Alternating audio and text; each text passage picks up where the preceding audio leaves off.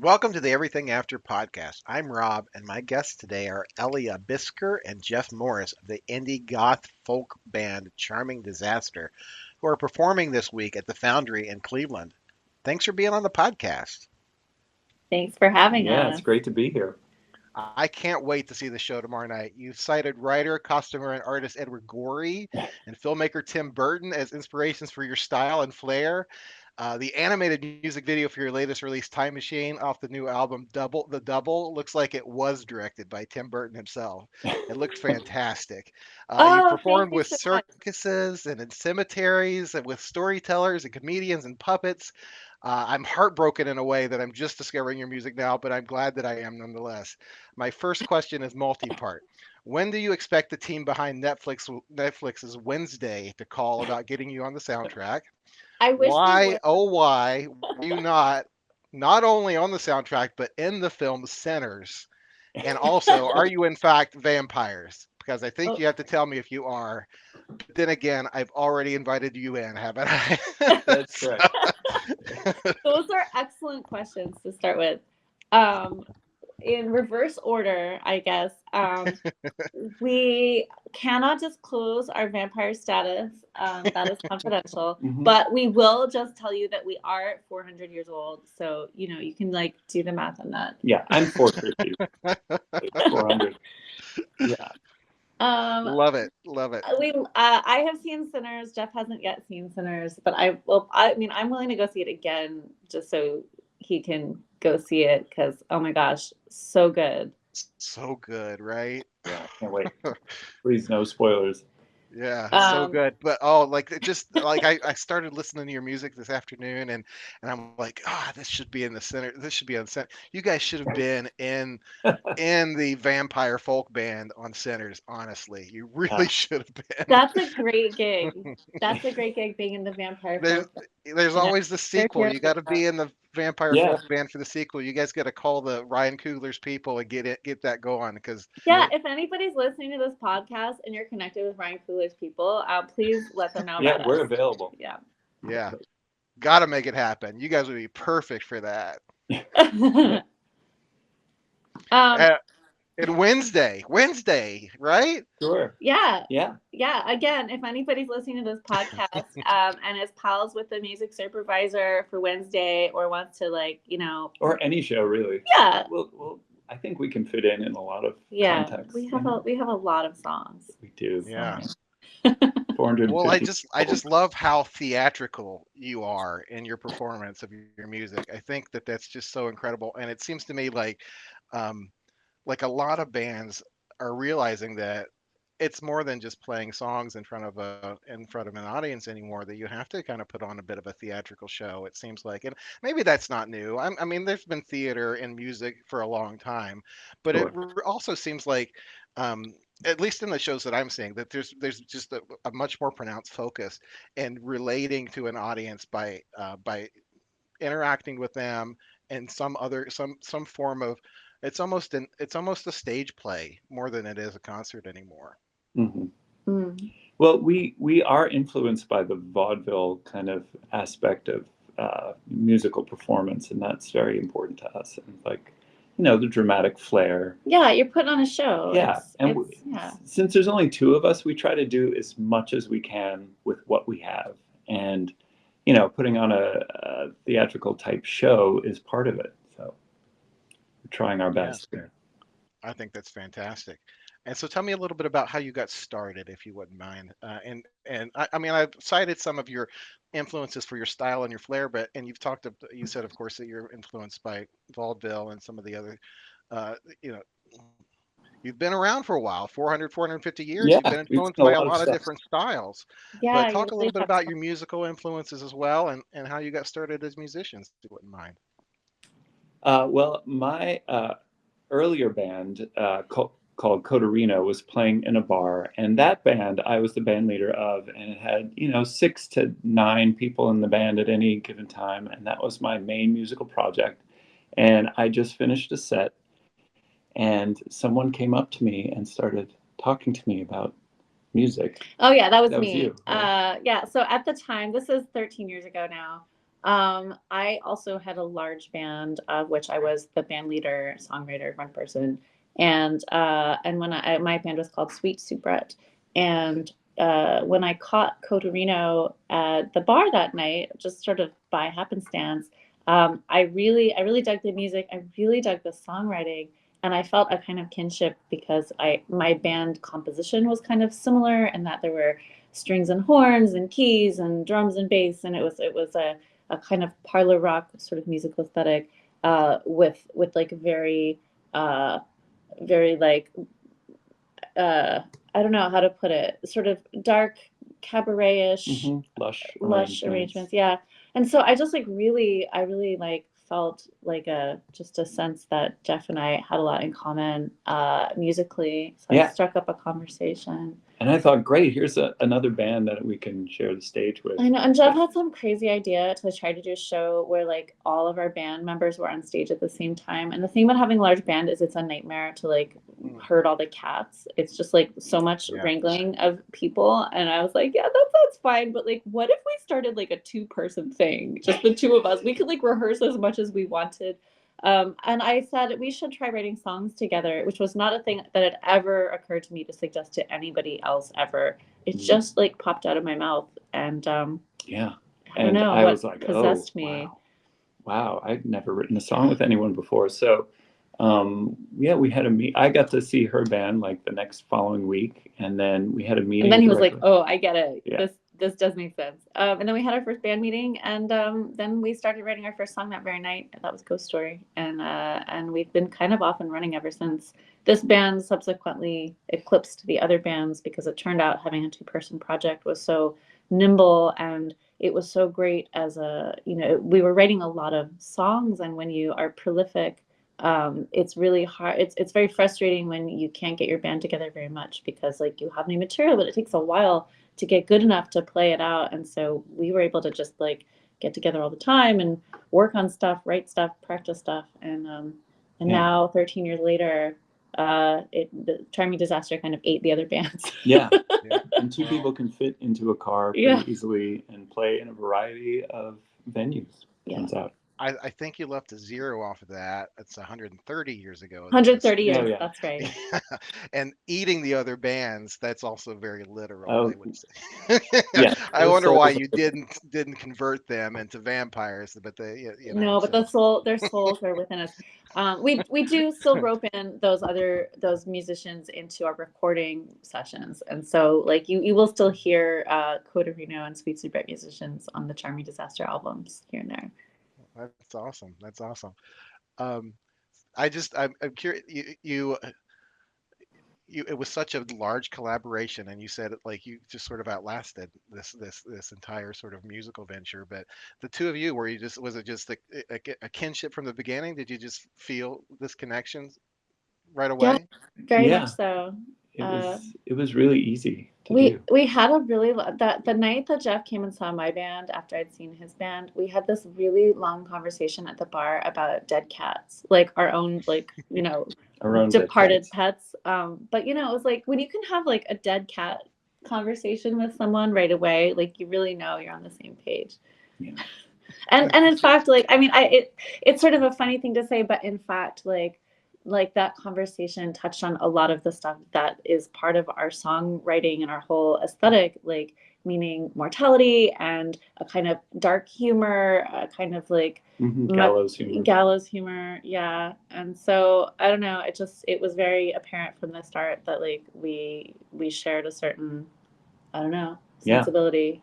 Right. And after our first meeting, Ellia sent me an email with like the first verse of the first song we wrote together. And I was immediately, like, oh, she's serious. Oh yeah. That's my signature move is somebody's like, oh, like it would be so funny to write a song about that time, blah, blah, blah. And I'm like, here it is.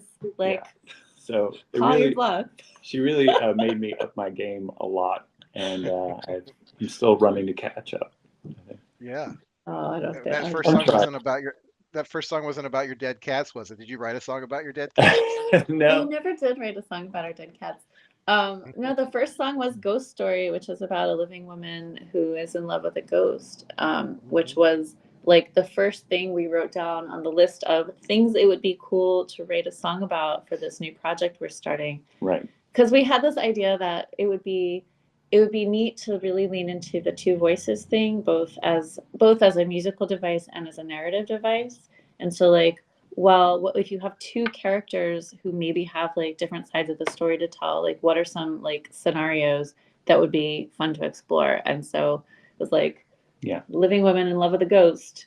Yeah, two people have killed someone, they don't know what to do. And road trip in a stolen car. Yeah, that kind of stuff. Yeah, just like regular stuff.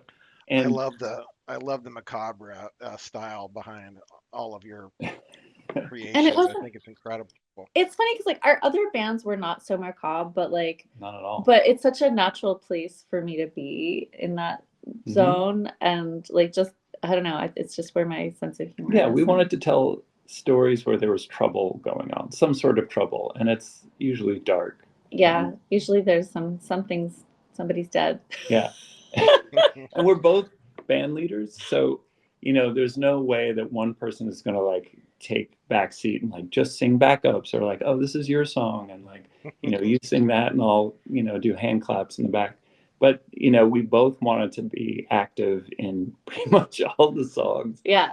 And so there's lots of back and forth and harmonies, because that's really fun. Yeah, there's so many things you can do with two main vocalists, and it's really fun.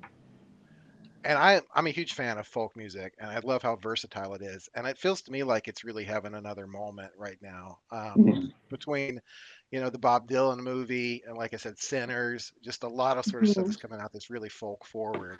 Are you seeing the same thing? And are you getting any kind of any kind of that buzz from that translating to you? I don't know. It's hard to say. We really occupy a niche, and the niche that we occupy has been pretty consistent for a long time. And so, if that niche starts to like extend more into the mainstream culture, we're not necessarily aware of it until Ryan Coogler's people call us, Right. That's going to happen. It's got to happen. I hope so. Sinners 2. Sinners 2. So. You're going to be in Sinners 2. We're going to manifest that. It's going to be incredible. So just you said, like you said, very niche music. You occupy a very unique space. But are there any artists out currently, besides the ones that you've collaborated with, obviously, in your previous bands, that you would cite as really influential, and who you would maybe want to share a stage with sometime? Oh, sure. I mean, there's some folks who we have shared a stage with, like Rasputina, Laura Krieger's project, Rasputina. We opened for them back in 2019 on a tour of the Midwest, including in Cleveland, actually at the Beachland Ballroom. And that was great. And Melora's like historical storytelling narratives are like very much up our alley. Yeah. PJ Harvey is a big influence. Yeah, no doubt. Led Zeppelin is a big influence. The Decemberists in their kind of Baroque storytelling style is something that we can jibe with pretty well. Yeah, and there's also like peer bands. Like there are other folks who we play with and are friends with who really do interesting stuff. Like the band Lung, who are another duo, like they're musically quite different from us, but they also are like really interested in exploring how much you can do with just two people. We're fans of the Dust Bowl Fairies, who we'll be playing with up in Kingston, New York, who also do kind of spooky folk music. I mean, like there's lots of people making great music all over, and we feel very, very lucky to get to play with a lot of those folks. Do you think the duo aspect of your band, your partnership, opens up a lot of opportunities for you, in fact, in terms of like performing and booking tours and tour dates and things like that, that you might not have if you had to travel with a full ensemble and a lot of instruments and. Oh yeah, 100,000%. Yeah, we're so, like I said, we're so nimble. We can we also can take advantage of opportunities more easily because there are only two of us to like clear our schedules if something amazing comes up, like when Rasputina asked us to tour with them. Right.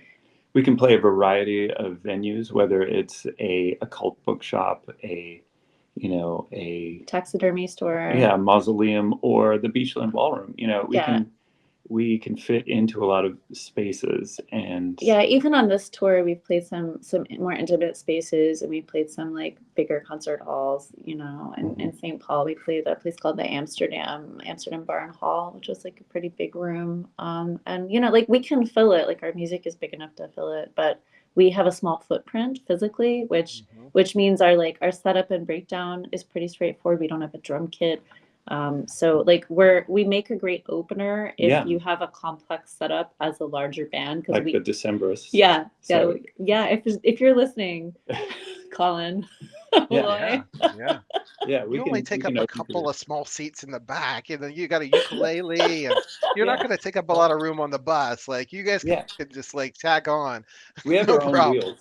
Yeah. Yeah, Yeah, us and all our stuff fits in an SUV. I mean, that's the other thing. It's like, financially, like it is a struggle to be an independent artist, especially right now, and ticket prices go up a little bit, but like, there are venues that are like, oh yeah, and tickets are always $10 here. And you're like, oh my God, like for the last like 30 years they've been $10 here. Like $10 won't buy you a sandwich most places. I know. I think that's And great. I've discovered that too with some of these venues that you can still go see a, just an amazing performance for 20, 10, Yeah.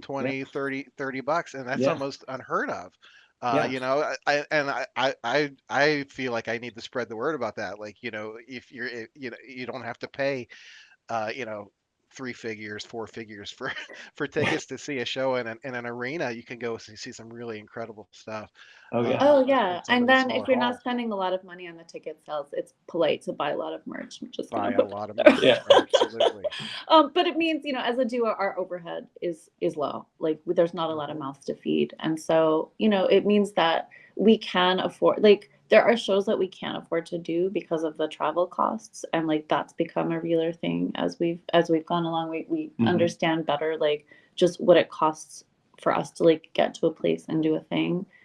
So we have to say no to some stuff, but when we're touring, we try to book stuff really back to back so that there's efficiencies and we can say yes to smaller shows, Mhm. because if you have 10 smaller shows in a row, like it actually works. The Yeah. math works out. And we've seen a lot of other duos who seem to be doing this for a while. And you're like, oh, yeah, this is a duo. Here's another duo. Mhm. And it seems to, It indicates a certain longevity. exactly.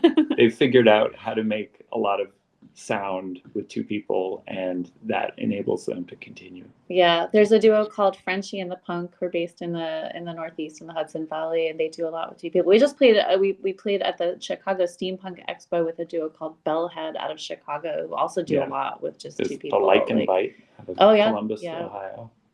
Yeah. yeah, Anyway, yeah, The other duos. thing, the other thing I think you should probably look into is competing on the Amazing Race as a two-person team. And I think you're probably already kind of doing that, but it just made me think of that because you talked about sort of like testing resiliency and things, and you see people that go on that show, that reality show, as a couple, or and they're testing the strength and the resiliency of their relationship, and they're like, if we can do this, then we can get married. And it almost is like if you could do that, you could be a band and you could tour like exactly. all over the world. It really tests your ability to spend a lot of time with somebody. There's just a lot of time. It's true. Yeah. Yeah, we should go on the Amazing Race. Although we're more about quality than speed. Um, Right. Yeah. we've gotten to do some really fun side quests on this tour that we're on right now. In fact, like we visited the House on the Rock in Wisconsin. That's Wisconsin, right? Yeah, that's how I imagine. And we went to the Chicago's International Museum for Surgical Science, which is like old like medical history stuff. And Very cool. we do like to catch the weird Yeah. stuff as we Yeah, we get travel. around. Yeah.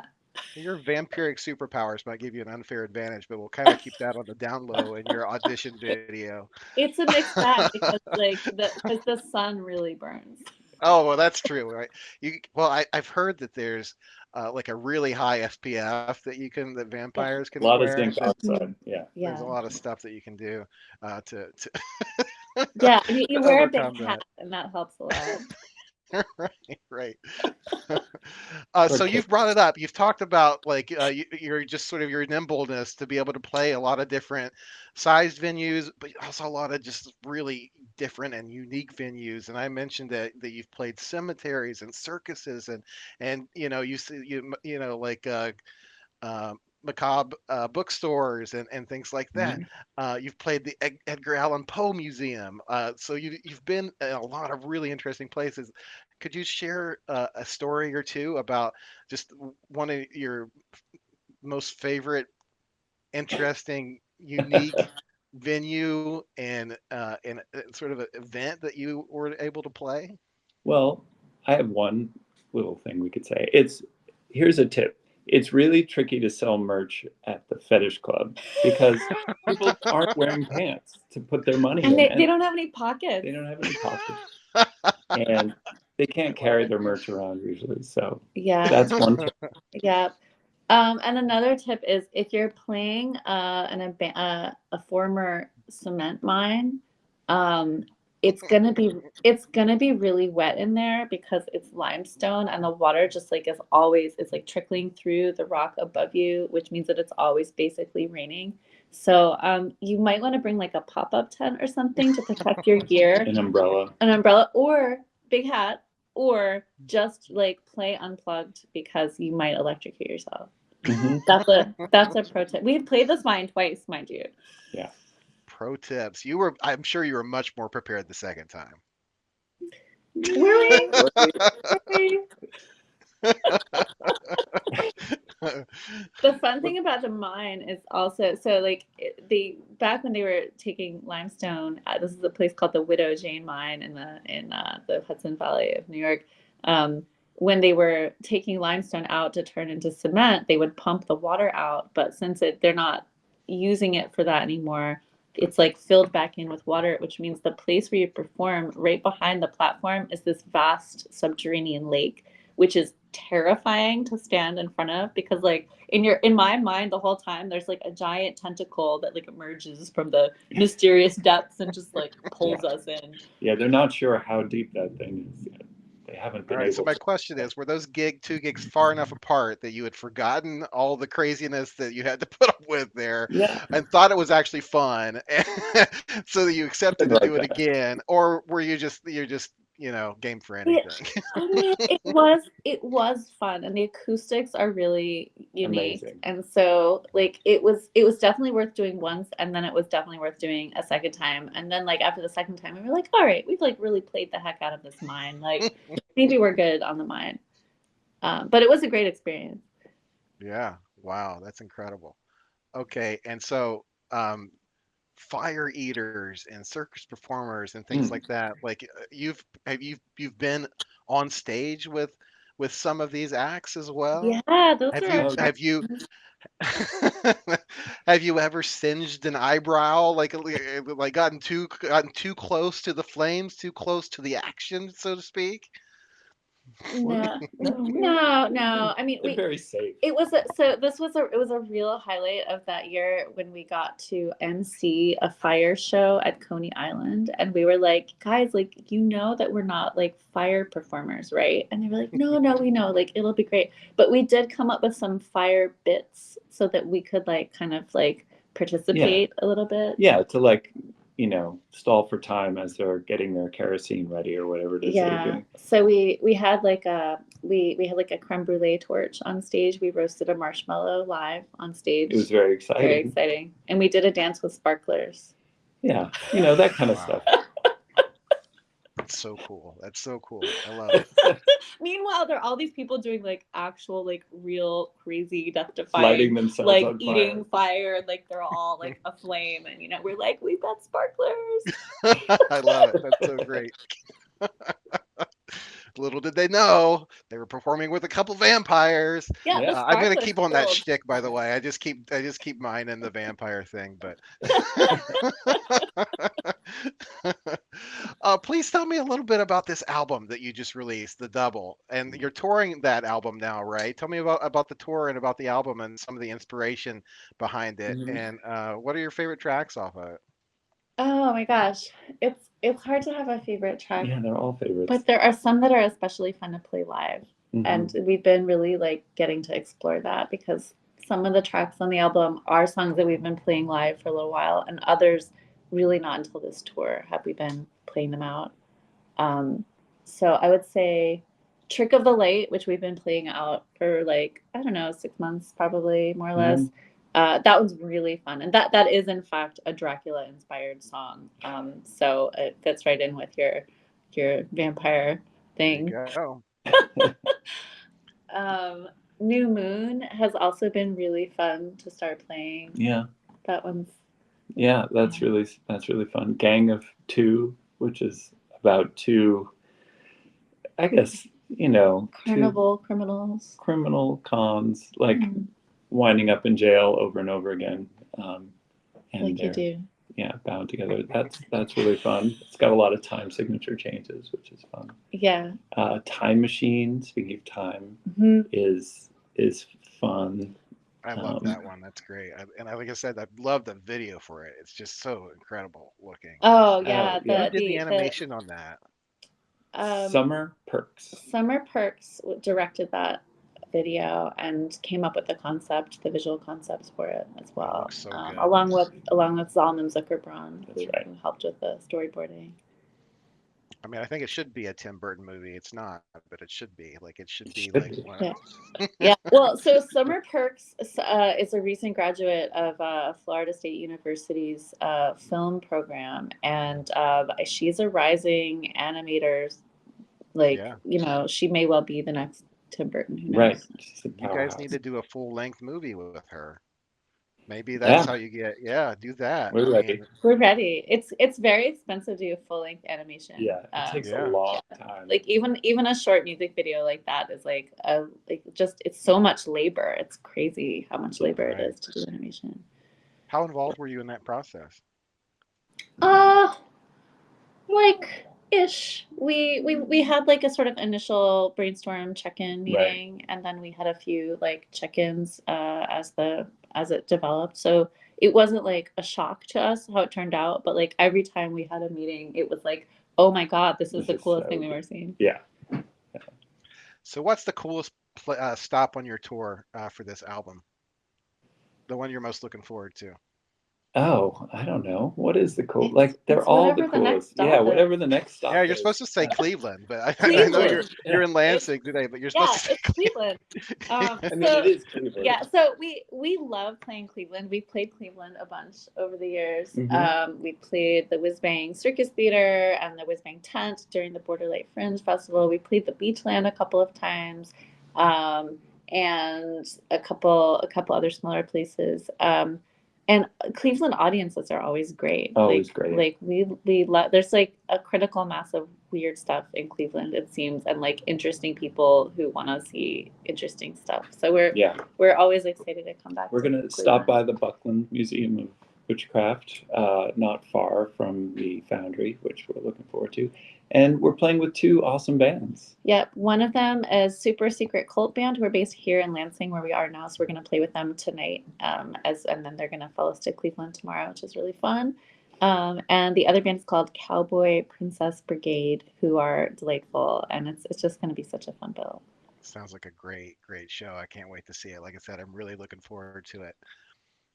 And I think you said you might give me just a little taste of that for the podcast. Oh, yeah. Like you were going to maybe perform a little bit of a song. And Oh, yeah, we could do a little song. Let us just grab our instruments. Bear with us. Thank you very much. That'd be great. Yeah, our pleasure. Thanks. Thank you.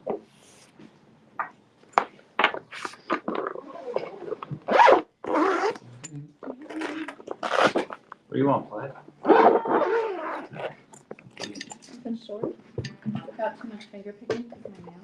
Oh, okay.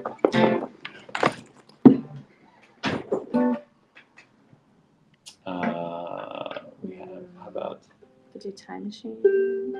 Beautiful Night? It's too sad.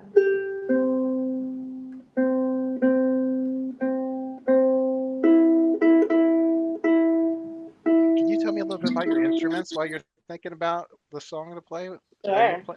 Yeah. Here, you go first. Yeah. This is a 1949 Gibson ES 150, which I use, and it is, yeah, it works really well. And It looks well loved. what's that?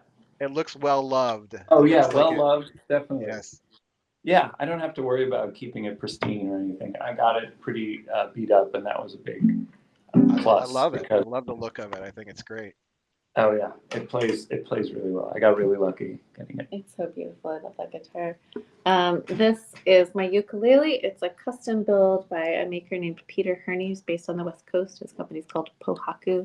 It says Pohaku on the inside, and there's a lot of other like pretty stuff inside where like nobody can see except for me if I know to look for it. I love that like gratuitous detail. And it has I don't know if you can see, but it has my portrait and inlay on the fretboard, which is like the most how nice. That's over the amazing. top. Oh, that's amazing. That's great. And it's my most precious possession. If the house catches on fire, it's this and the cats. I love it. Well, you want to you do? can always. I know. Yeah, I know. I know how you feel about the cats and the pets. I'm a dog person myself, but you can always write a song if something happens to the cats with the ukulele. You know, it could preserve their memory forever.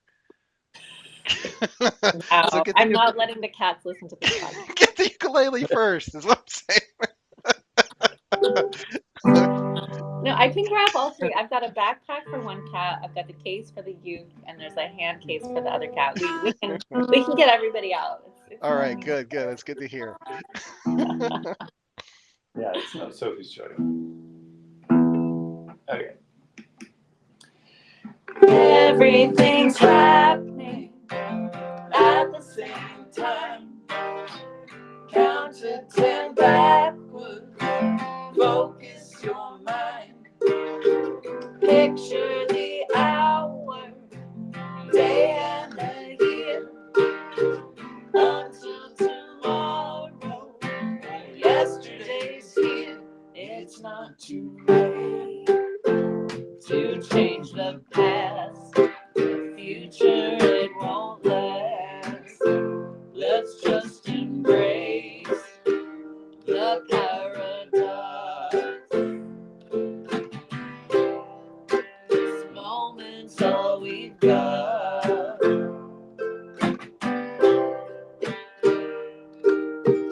Your bad decisions don't have to stick. If you could fix them, what would you miss? Change your direction, rewind the reel, unwrap the present. How does it feel? It's not too late to change the past. The future, it won't last. Let's just embrace the paradox. This moment's all we've got. This moment's all we've got. Check the watch, turn the glass, watch the slippery second hand. Mark the shadow in the grass, count the tumbling grains of sand. Clap your hands right on cue, light the incense like a fuse. Time to let it get away. It's not too late to change the past. The future, it won't last. Let's just embrace the paradox. This moment's all we've got. This moment's all we've got. This moment we've Everything's happening at the same time. It's not too Don't late turn to backwards. change the Focus past. your mind. Future, it won't Picture last. the hours, That's just in day and days. the year, The paradise. until tomorrow or yesterday's This here. moment's all we've got. This moment's all we've got. This moment's all we've got. This moment's all we've got.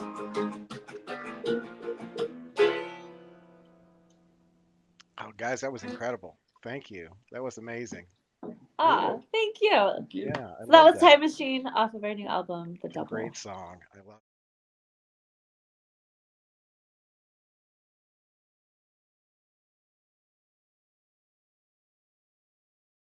I'm Sarah Sargent Pepper from the Cleellum, and my ETA is I'm a professional drummer.